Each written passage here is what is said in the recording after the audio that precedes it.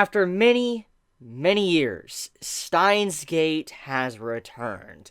Now, for some, it might just be mere moments because of the timeline, and my oh my, I'm glad to have it back.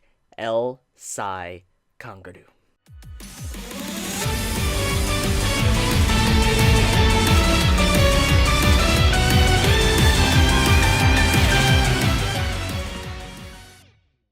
So, I have been waiting for SteinsGate Zero to return for a while now.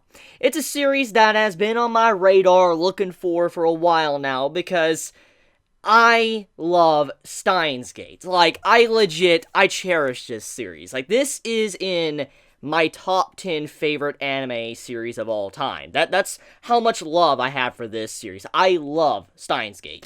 This first episode of SteinsGate Zero, it definitely proved to me that White Fox hasn't lost their touch. Now, before I go any further, I do want to make sure something is very clear. A couple of things, actually. Number one, if you are a newcomer and this is your first time ever hearing about SteinsGate, then I want to let you know right now that SteinsGate Zero is technically a sequel to the original SteinsGate series. So, if you have never seen the original SteinsGate, then I do not recommend you to watch this video, because it will contain a lot of spoilers. Now, if you're someone that has, already watched SteinsGate, but you need a little bit of a refresher, I'll refresh you in a moment. If you want to watch SteinsGate Zero, make sure that you watch the original SteinsGate. Also, a little FYI, the studio that is working on SteinsGate Zero right now is the same studio that made and brought us ReZero. And also, they made the original SteinsGate as well. So, Studio White Fox is blessing us with their presence once again. Now, I do want to make sure something else is quite clear as well. The director of the original SteinsGate is not the same anymore. Now, don't worry, don't be freaking out,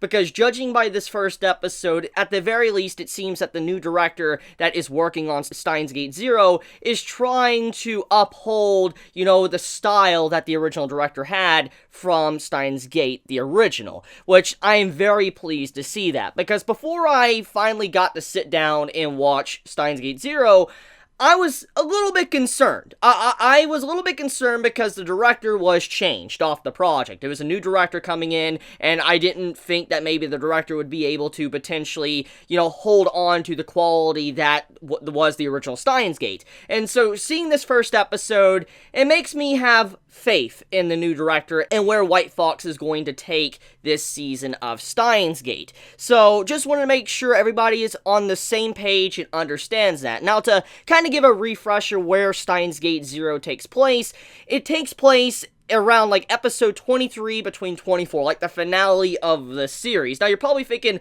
that's a very weird place to put a sequel for SteinsGate, which it is, but it makes sense because of where it's being placed at.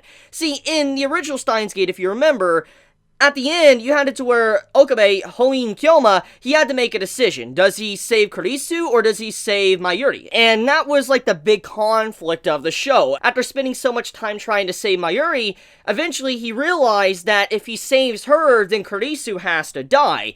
And in that episode 23, he kills Kurisu with his own hands. He stabs her and ends her life. And you gotta imagine, after all of these different timelines he's been on, having to save, Mayuri, and then watching other people die, having to throw other people under the bus, their dreams of what they want, just to be able to save his childhood friend, you gotta imagine that's gonna have a lot of weight on you. You're just gonna have a lot of baggage you're gonna be dragging behind you as you continue through these timelines. And when episode 23 arrived, he broke down, and eventually you had a video play in that episode kind of say there's more. There is a video recording you need to listen to, and this video recording was Hoin Kyoma himself talking to his younger self, trying to give him a pep talk and realize, look, I know it looks bad, I know that you don't want to continue, I know you want to give up, but you need to go back in the past and change everything. You need to give it one more shot to save Kurisu, to be able to get to a new timeline for both girls can be saved, for Kurisu and Mayuri can be saved. That was the entire objective between episode 23 and up to 24.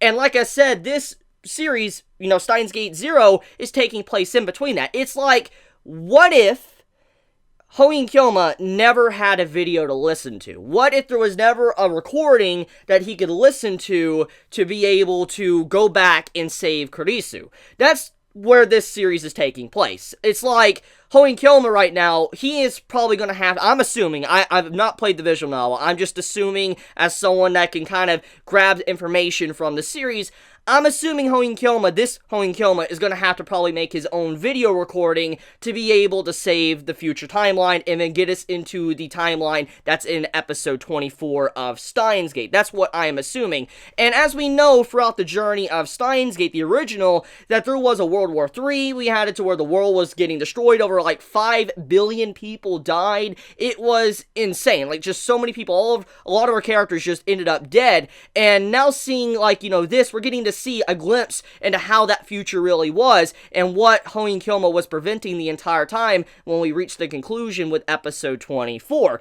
So there you go. There is a kind of brief up to speed, kind of getting you all on board on what this series is going to be about. It's Hoen Kyoma trying to prevent World War III, but we know what's going to happen in this timeline because he decided to give up, and he's probably going to have to make his video recording to be able to tell himself to get back up and start trying to save Kurisu once again. I want to talk about how different this Hoen Kyoma really is. You really can't even consider him that anymore. I guess I should just call him Okabe, actually, because he's not the same person at all. Throughout this episode, if you know Hoen Kyoma's character, you'll recognize that he was very off. Now, I'm not saying that it was, like, off as it, like, the White Fox did a bad job of the character, or, the voice actor did a bad job. He was off on purpose, and the reason why is because after everything that happened with Kurisu and him giving up, he's been traumatized. I mean, any normal person would be traumatized after what he had to see, and we get a glimpse into this throughout this episode with PTSD, where he just freaks out and all that, and you just see all the Kurisus all over the ground, and you're just like, oh my god, this PTSD this man's having. And I want to just give props to White Fox for that, and the director and the entire staff that worked on this episode. I think they did a good job kind of letting the audience realize that this Hoen Kyoma is definitely not the same. Like, he's scarred. He's got a lot of baggage on him. He is not that happy-go-lucky mad scientist and all that. He's not like that anymore. I mean, he even has became a little bit more of a normie now. I mean, that word was even used, actually, in this episode, which, that brings me back quite a bit. I love SteinsGate for how it has these little quotes or things that you would see on message boards and all that on social media that are very accurate and some would actually say, and seeing stuff like, oh, legit legal lolly, lol, and all that, Okabe said in this episode when we saw that new character introduction to, just all the little normal talk between the characters. I miss this so much. But getting back on track, though, Okabe, he's not the same. He's trying to become normal. He's not acting like he was throughout the journey of SteinsGate. He's not seeming like a madman, crazy person. He's not trying to go after things that just seem legit insane. He's just trying to fit in society. He's trying to continue his college work, and he's trying to have a normal club, which is tennis. And he avoids his lab altogether, mostly from what we see from this episode, which once again kind of reinstates the fact that this is not the same character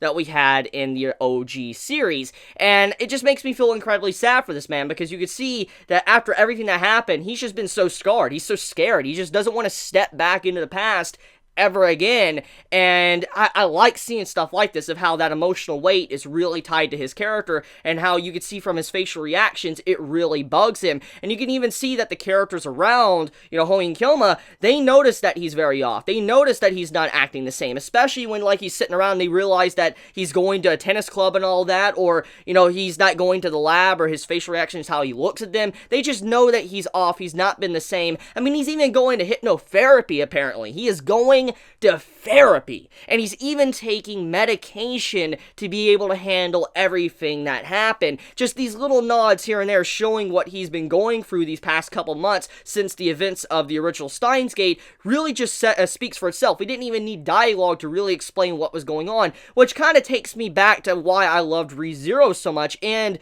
SteinsGate, because when it comes to White Fox, I know they have different directors and people working on their shows. I know it's not always the same team. I'm just saying White White Fox in general, I noticed a little trend with them when it comes to their staff and how they work. They really know how to tell a story without having to downright say it. They don't have to say, oh, this character's crazy, this character's going through PTSD. They don't have to say it. They usually don't. I mean, that was why I loved ReZero so much, was because you can kind of understand what the characters are thinking or how they felt just because of the way White Fox drew their faces or how the animation was done. And you can see a lot of that throughout SteinsGate Zero's first episode. So just job well done on that, White Fox, and job well done on the new team that is working on SteinsGate Zero. I think you're doing a fantastic job. Now, this does not mean that SteinsGate Zero can't become crap. I mean, it could turn out to be horrible, but I mean, for now, though, from what I can see from the first episode, it seems to be in good hands.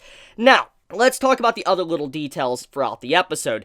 Number one, we got to hear again, and I'm just like, I missed that. I mean, I know that in the anime community, I know for a fact that not many really liked that, like they were really annoyed by toot-doo-doo. Even my friend that I watched One Piece with, Trent, he actually watched Steins Gate very recently. Yeah, not even joking, I actually watched Steins Gate with the man about 4 months ago? I would say around 4 or 5 months ago. Yeah, I rewatched the SteinsGate series 4 or 5 months ago, and I got him to watch it the first time, and I remember him saying he thought toot-doo-doo was very annoying and all that, and I'm like, I could see why. I mean, I know a lot of people in the community don't really like that, because it does, in a way, get a little bit annoying when you keep hearing it over and over from her character, but it was a little catchphrase that I really enjoyed, and I was really glad to hear it, even though it sounded very depressed. Like, it sounded like, you know, Mayuri was very depressed when she was doing toot-doo-doo. It didn't have that same, like, uplifting feel that it had throughout, you know, the first series. Now, speaking of Mayuri, I want to mention the beginning of the episode. There was a little bit of a nod to the OG opening song of SteinsGate.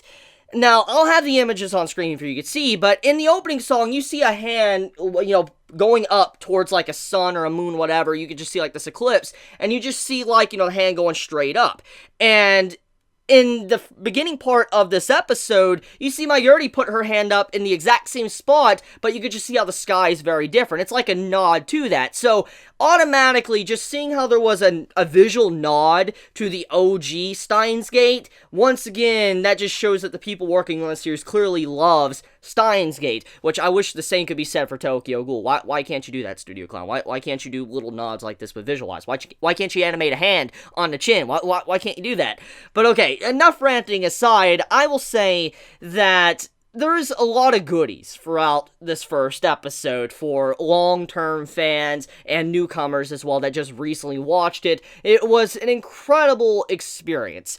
Now, what I really think I enjoyed the most about this episode was definitely towards the ending sequence when you hear the music start playing. I think it's called Messenger, if I'm correct. I believe the OST that was playing at the end of this episode, before the ending song played, obviously, it was called Messenger, because I have, like, the entire soundtrack of SteinsGate. I love it. I love SteinsGate soundtrack, and, when Messenger started playing, I'm like, yo, this bringing me back. And then all of a sudden, this new song started playing, and I actually have heard this song before. I legit have, and let me explain. The song that played at the end with the credits that was rolling, that is actually the opening of SteinsGate Zero's visual novel. Now, once again, I haven't personally played the visual novel of SteinsGate Zero. I love SteinsGate music, and I have went out of my way to watch the opening songs of SteinsGate, not gonna lie. And I recognize that song, that ED that played, that is the same song from the game. So, once again, we have it to where SteinsGate Zero is gonna be probably taking music from the visual novel, which is what the original SteinsGate did. So, once again, more parallels there and just similarities, which I'm very pleased to see. It's definitely seeming just like the original. Now, besides all that, I think that's about it. It's a great episode, and if you haven't seen it, go watch it. It's definitely probably going to be the anime of the season, and potentially anime of the year, because SteinsGate, it holds a special place in my heart. It really does. I love time travel series, and especially good time travel series, because this is a legitimately good time travel series. So I expect great things, and I'm thankful that the new director obviously is trying to carry on the legacy of his predecessor, and can't wait to see where it's going to go. So let me know your thoughts in the comments below, how you felt about this first episode. Did you enjoy it? Did you hate it? Be honest in the comments below, and I love you guys. Please be safe. Chibi out.